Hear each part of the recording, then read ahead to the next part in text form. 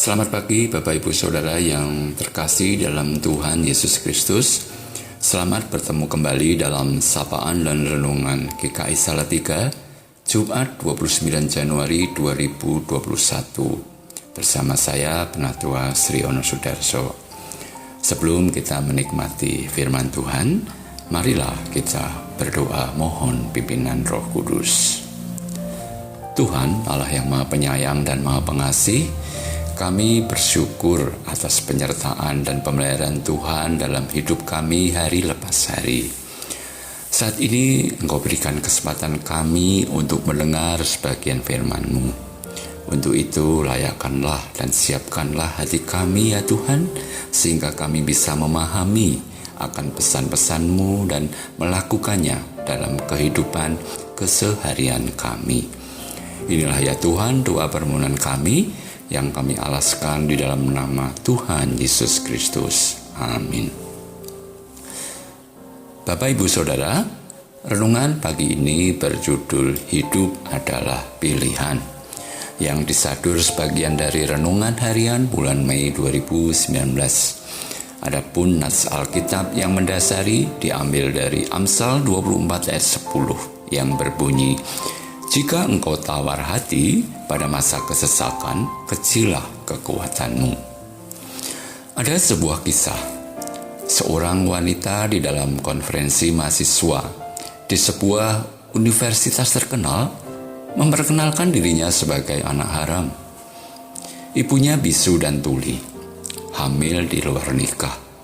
Ayahnya tidak bertanggung jawab sehingga ia terlahir di dunia. Kemiskinan memaksanya bekerja bersama ibunya sebagai buruh kasar di perkebunan kapas. Ia begitu membenci keadaan dan kecewa kepada Tuhan.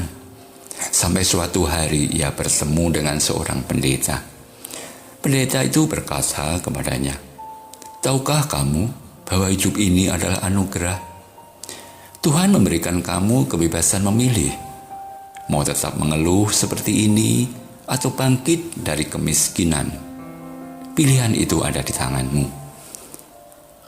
Perlu kamu tahu bahwa rencana Tuhan atasmu bukan rencana kecelakaan, melainkan hari depan yang penuh harapan. Selama bisa memilih, pilihlah yang terbaik.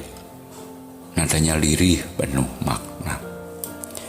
Kata-kata pendeta itu membangkitkan semangatnya untuk berdiri tegak, dan doa ibunya membuatnya kuat menghadapi tantangan hidup.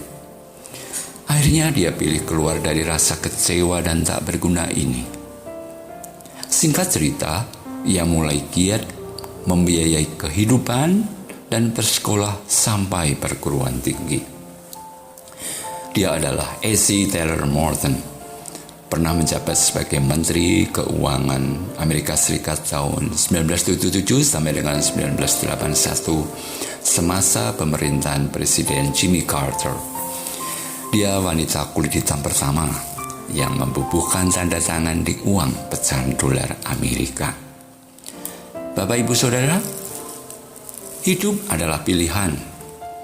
Menghadapi masa-masa sulit kehidupan, kita bisa memilih untuk terus terpuruk atau bangkit dan berjuang. Kita juga bisa melihat kisah dalam cerita Alkitab tentang Yusuf. Bangkit dan berjuang adalah pilihan Yusuf.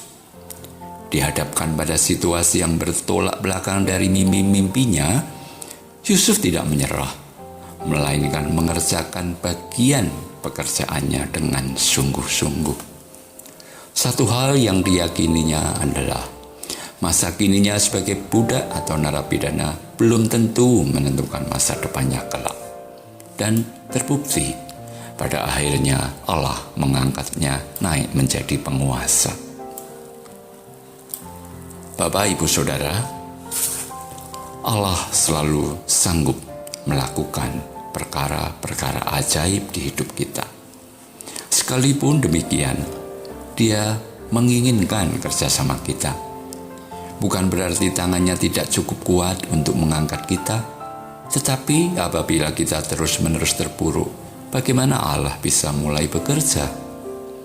Bagian kita adalah bekerja dengan sungguh-sungguh sambil terus mempercayai Allah yang akan memimpin, menyertai, dan menolong kita. Amin. Marilah kita berdoa.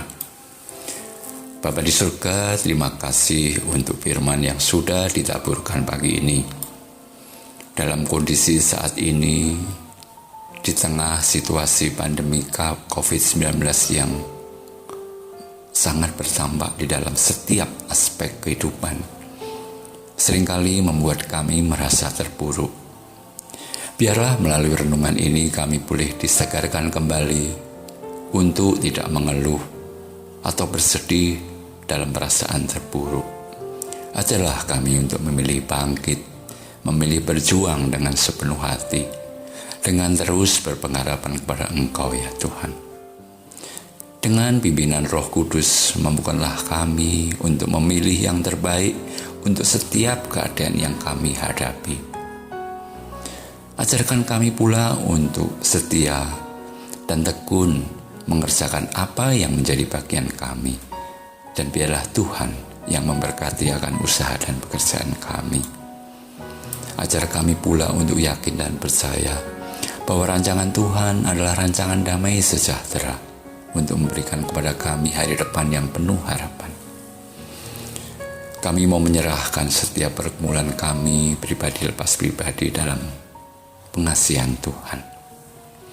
Akhirnya kami juga mau menyerahkan seluruh aktivitas kami sepanjang hari ini di dalam pimpinan Tuhan. Inilah doa dan permohonan kami yang kami alaskan dalam nama Tuhan Yesus Kristus, Juru Selamat kami. Amin. Selamat pagi saudaraku, selamat beraktivitas dan selamat berkarya. Jaga kesehatan dan tetap semangat. Tuhan memberkati.